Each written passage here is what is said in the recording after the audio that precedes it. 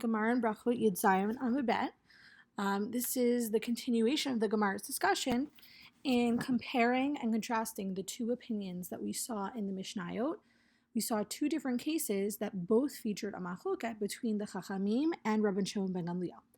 And the Gemara pointed out that neither of these opinions seem consistent when it comes to yuhara, when it comes to religious excessiveness or religious arrogance. So the Gemara now offers two potential solutions to this problem. Here's solution number one. Amar Rabbi Yochanan mukhlefet hashita. Rabbi Yochanan says, switch around the opinion.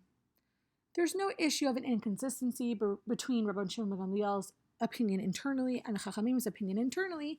If we just say that there was a mistake in the Mishnah, it happens a lot where, the Mishnah was a result of Torah Sheba'al Peh. The Mishnah didn't used to be written down.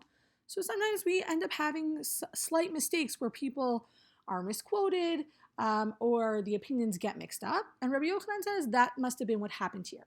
Now, Rabbi Yochanan doesn't exactly say here how we should switch around the opinions, but we could try to potentially figure that out.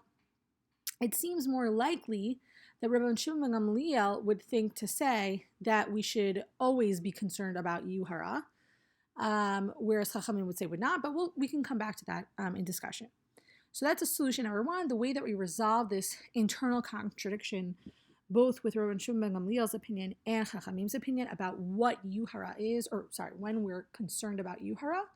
We can just say that one of the Mishnayot should have been flipped. We should have flipped around who said what. And then we have no problem. One of them is always concerned about yuhara, and the other one is never concerned about yuhara. Here's solution number two, and this is going to be the rest of this Gemara. Rav Shisha b'rei Rav Idi Amar. Rav Shisha, the son of Rav Idi, said, "Le'olam lo tachlif."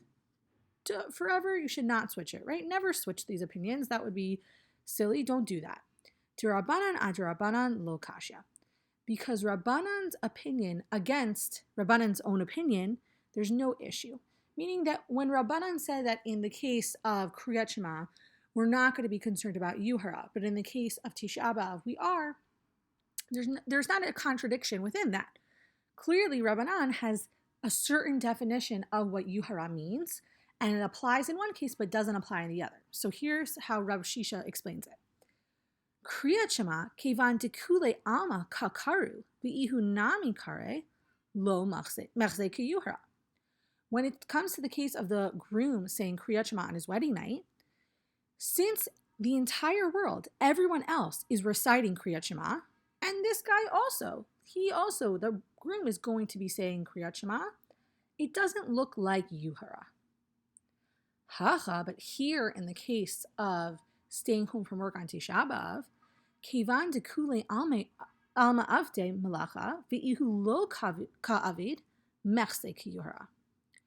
Since everyone else is going to work and doing malacha, doing work, and he is not doing work, then it looks like religious excessiveness. So according to the Chachamim, it seems like there's just a specific definition of yuhara that applies in the case of a groom wanting to say Kriyat Shema on his wedding night. It's not considered to be yuhara because this groom just wants to do what everyone else is doing. Everyone else is saying Kriyat Shema, so he's going to say Kriyat Shema too. But in the case of staying home from work on Tisha B'Av, if this person lives in a community where everyone else is going to go to work, it's going to look like religious arrogance or religious excessiveness for this person to say, no, I'm going to stay home. I'm an exception. So for the Chachamim, it actually kind of seems like it's a little bit more about either optics, what it's going to look like, or more in the sense that are you going against what everyone else is doing?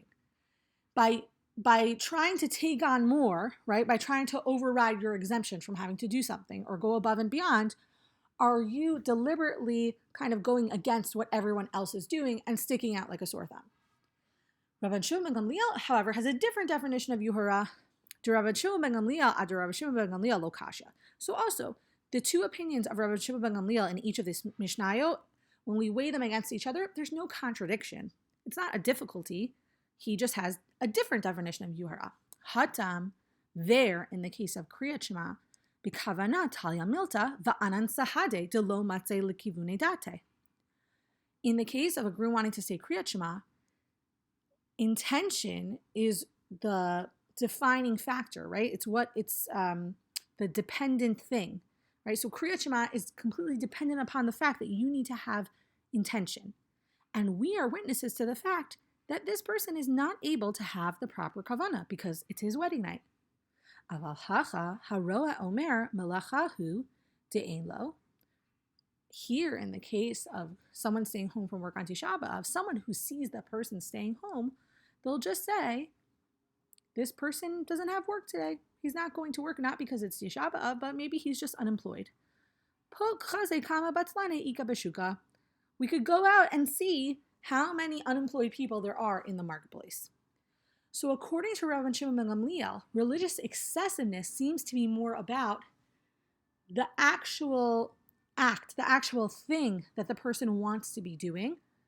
Are they saying that they're truly an exception to the rule to the point that they're not going to be able to fulfill the mitzvah properly? A groom can't just say, oh, I can have really good kavana because I really want to say Shema and I'm so passionate about it.